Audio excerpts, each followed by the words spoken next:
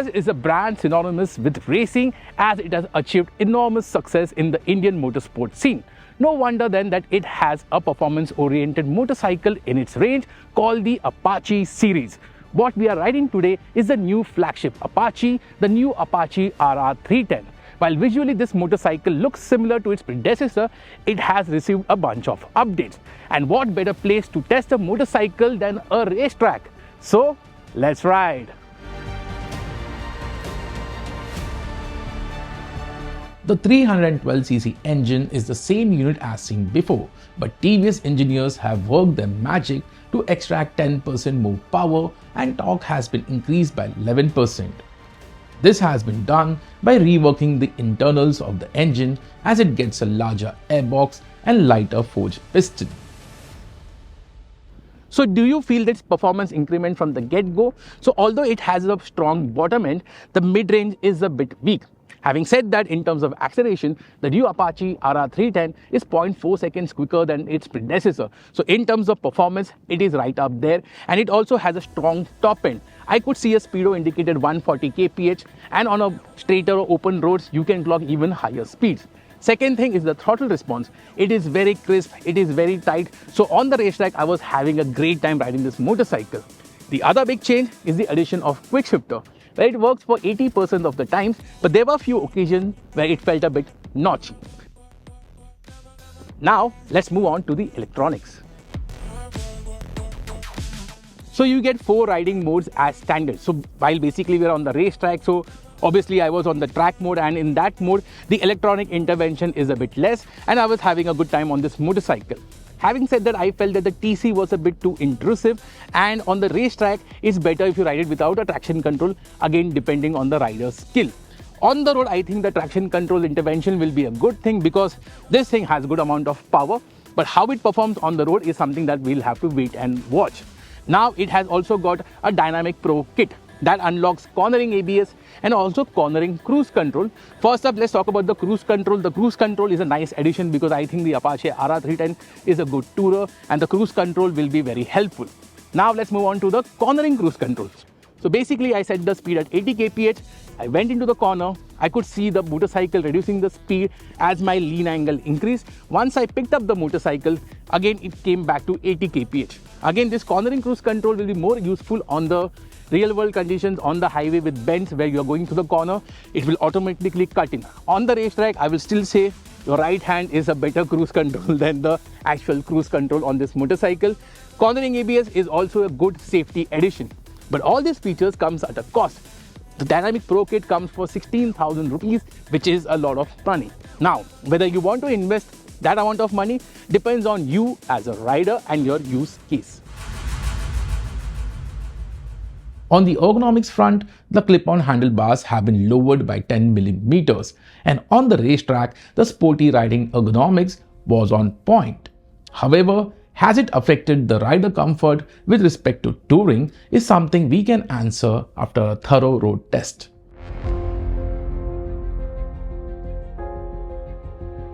Handling has always been the forte of the Apache RR 310, and I'm glad to report that it continues with the updated version 2.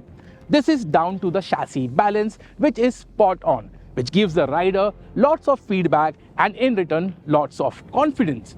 The other aspect elevating the handling performance of the new Apache RR 310 are the Michelin Road 5 tires, which offers the rider loads of edge grip, thereby increasing the confidence of the rider when he's leaning in and going hard on the gas. The other aspect is the compact nature of this motorcycle, especially when you're going through corner transitions. Now, when I say compact, not in size but in feel, because for a rider of my size, there is a lot of space to move around on this motorcycle, which is a good thing. Braking hardware hasn't changed and the braking performance is on point with good bite, but a bit more feedback through the lever would have been welcome. However, even after many hard laps on the track, there wasn't significant brake feed, which is very impressive. Being a track ride, we couldn't test out the ride quality of the bike and will have to wait for a proper road test to comment on this aspect. If you opt for the dynamic kit, you get adjustable suspension And honestly, unless and until you regularly do track days, it is something that you can skip. As mentioned before, visually nothing has changed on the new bike except for the addition of the winglets and the most unique bit, a transparent clutch cover which looks so cool. The Apache RR 310 has always been a sporty and good looking bike, and while the design is over 7 years old, it still manages to look fresh and unique.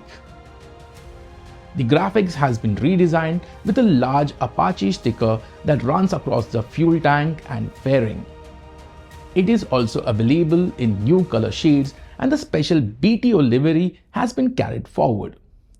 Moving on to the features, the flagship TVS bike is heavily loaded. First up is the TFT screen that displays a bunch of data.